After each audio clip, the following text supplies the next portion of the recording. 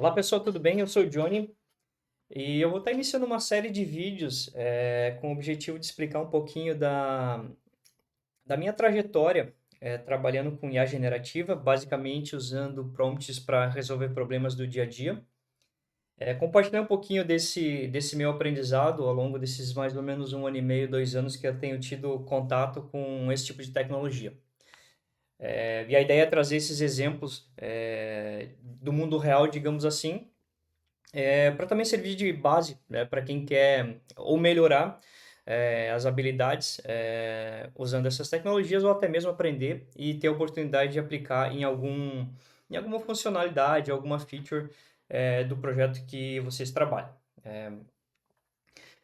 É muito interessante assim que são duas coisas para mim são realmente importantes da gente entender quando a gente começa a estudar IA generativa e prompts, né? A primeira é entender o que é um prompt, né?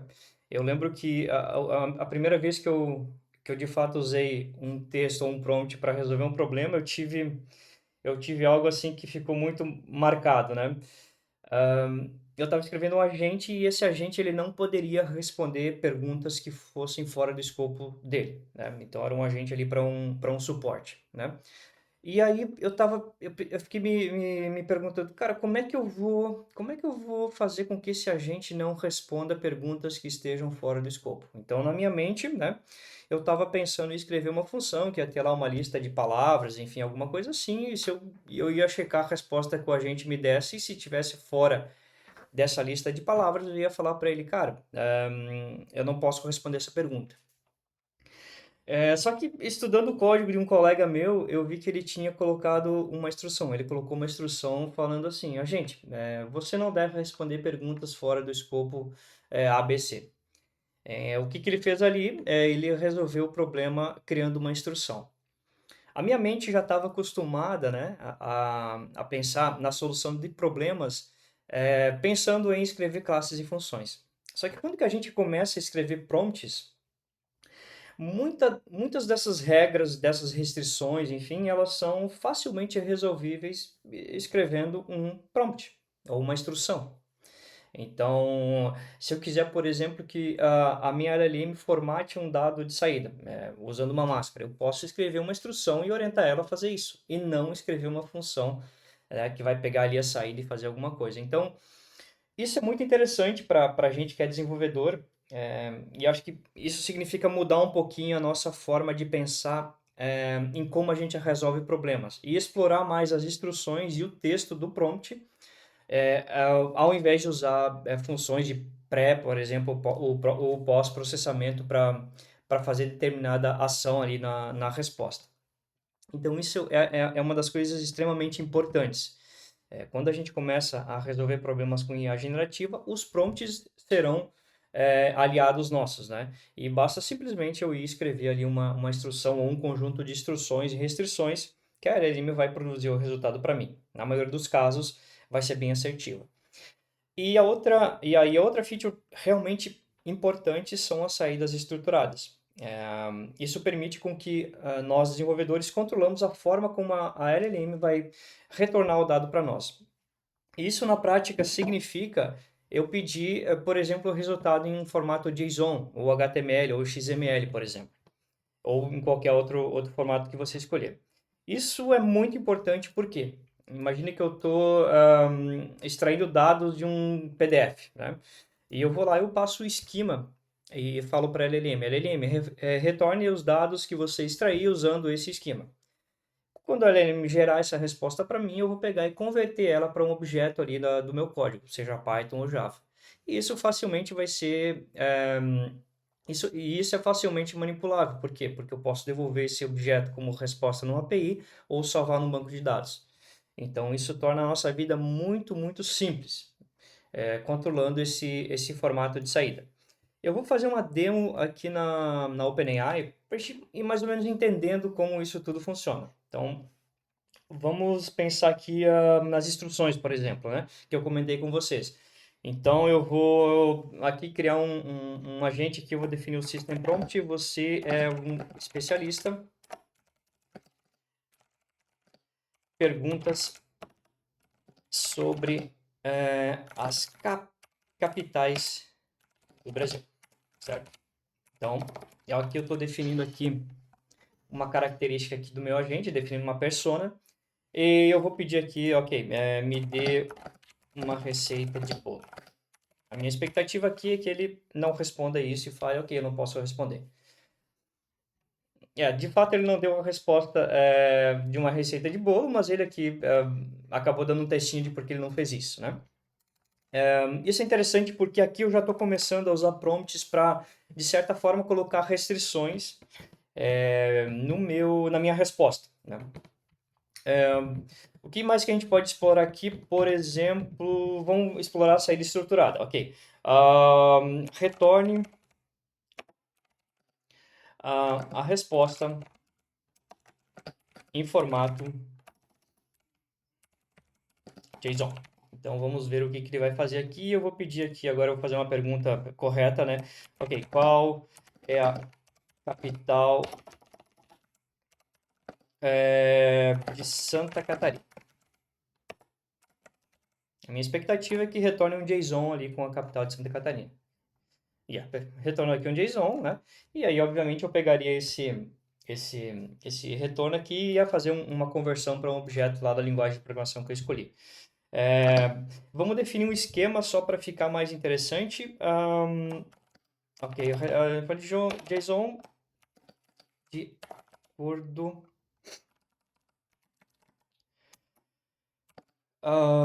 com o seguinte esquema. A gente vai definir um esquema aqui, colocando aqui, por exemplo, a resposta. Aqui tem um campo chamado resposta.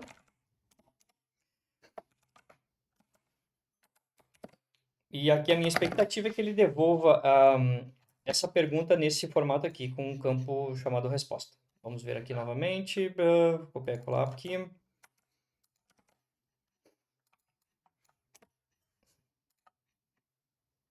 Perfeito. Pode ver que ele retornou certinho aqui, e para ficar um pouquinho mais interessante, eu vou colocar aqui a pergunta. Minha expectativa é que o campo pergunta seja populado com a pergunta que eu fiz.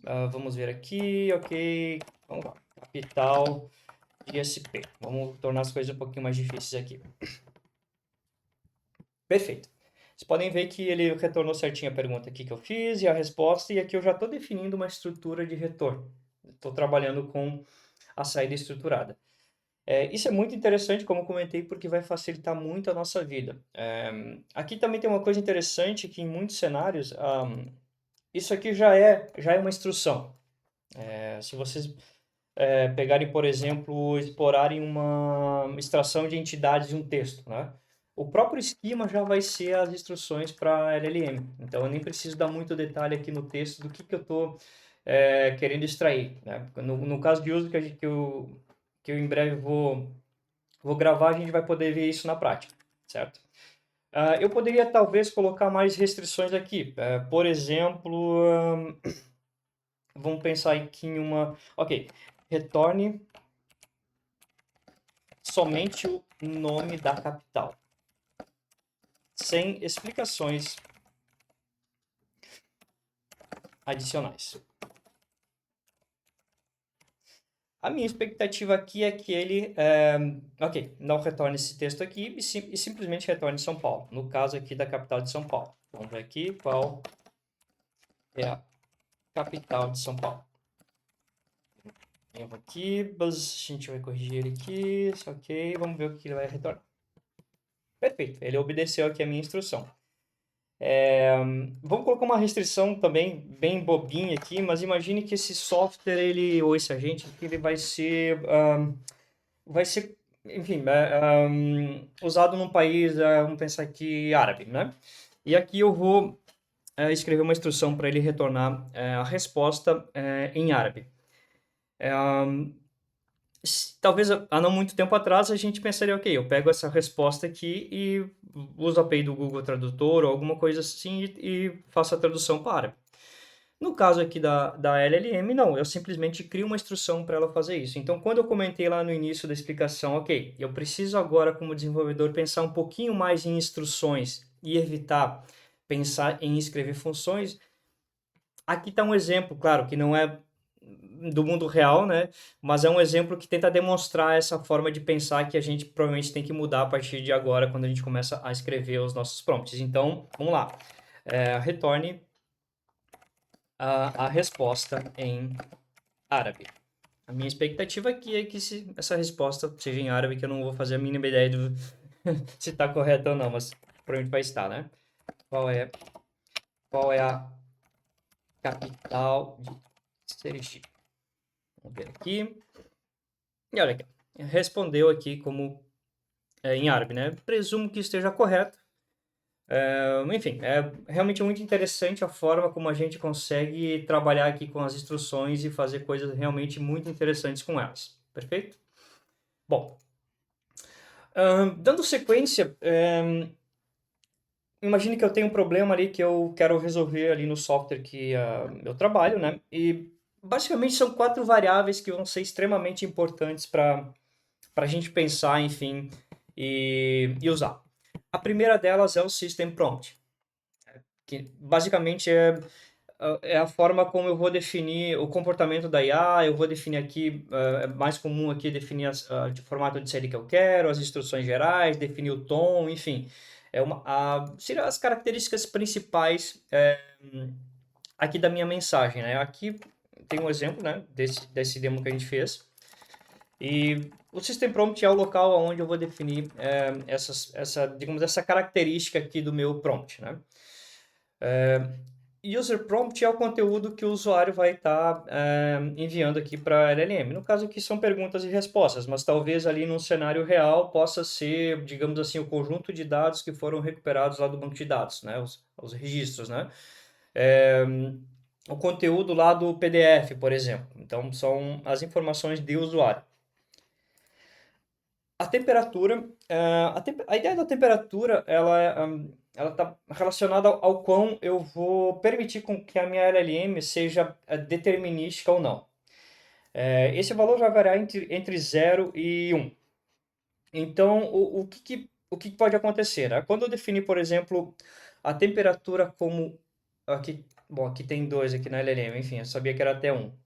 Enfim, quanto mais baixo o valor, é, mais determinístico a resposta vai ser. Ou seja, a LLM vai tentar acertar mais. Quanto mais alto o valor, mais randômico vai ser a resposta. Então, isso depende muito do problema que você quer resolver. Talvez para um resumo, né? Ok, eu quero fazer um resumo de um contrato. Talvez eu possa deixar a temperatura um pouquinho mais alta ou um meio termo aqui. Numa tarefa onde eu vou tentar fazer, sei lá, alguma classificação ou alguma coisa assim.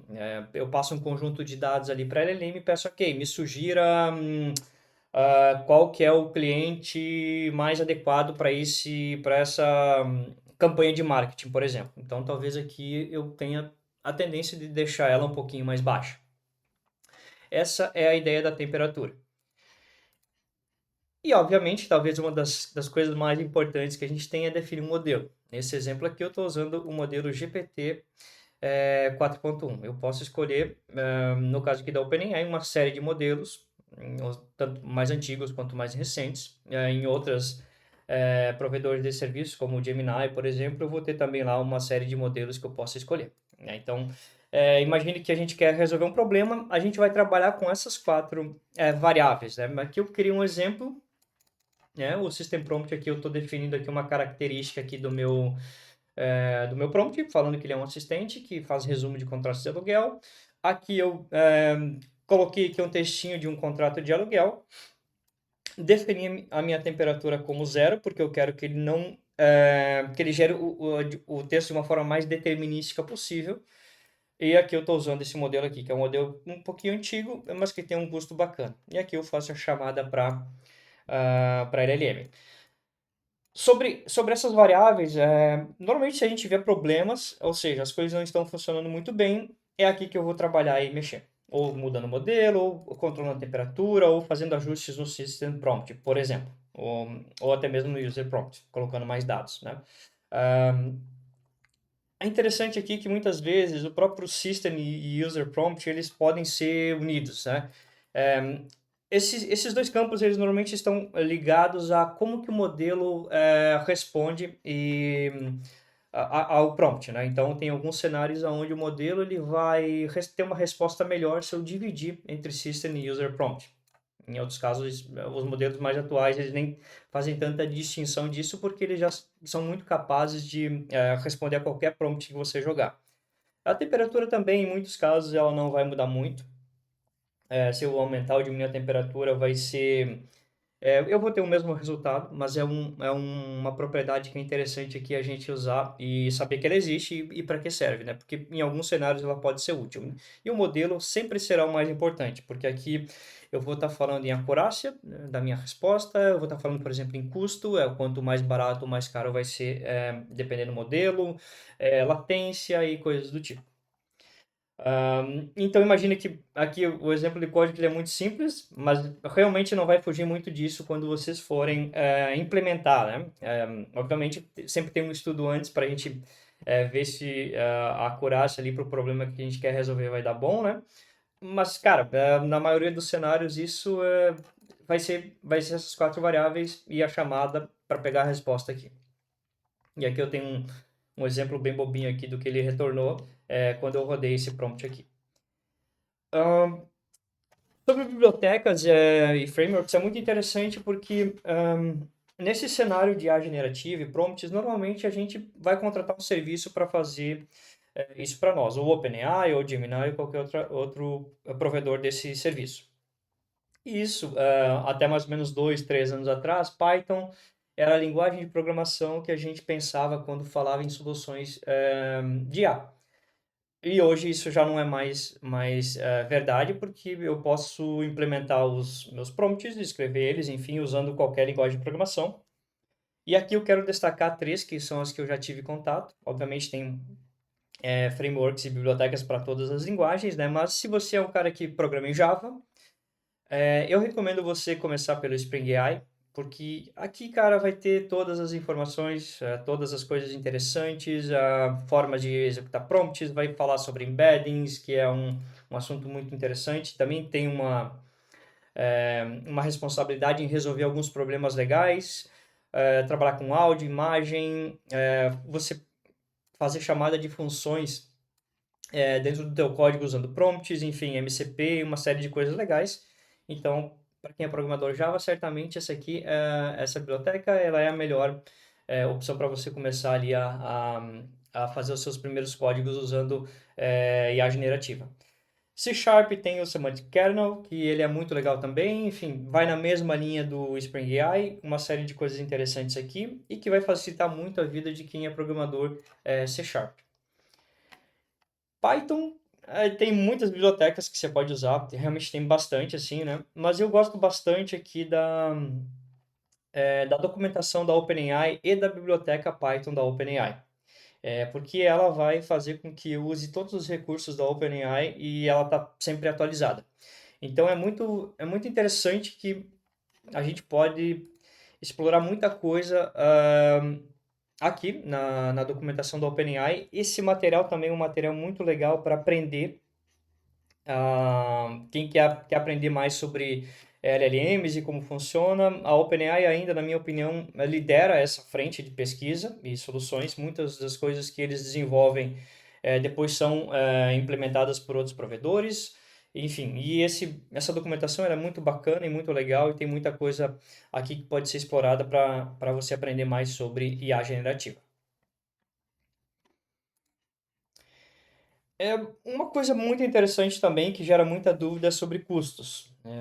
E normalmente quando a gente vai implementar uma solução consumindo uma API de terceiro, isso tem que ser levado em consideração. No geral, os custos para usar esses recursos não são altos. Todas as LLMs elas vão cobrar por tokens e, sei lá, cada 1 milhão de tokens elas vão ter ali um preço especificado para entrada e saída de dados. Os tokens eles não são necessariamente uma palavra inteira. Normalmente uma palavra ela vai ser um token ou mais de um token, dependendo da palavra. Então, sempre é bom você, quando você for implementar uma solução, você pegar ali quando tem a resposta da LLM, vai ter o total de tokens que foram consumidos. Então, ali você pode ter mais ou menos uma ideia de consumo de tokens. Só que, como eu comentei, isso não é um problema na maioria dos casos, porque vai ser muito barato.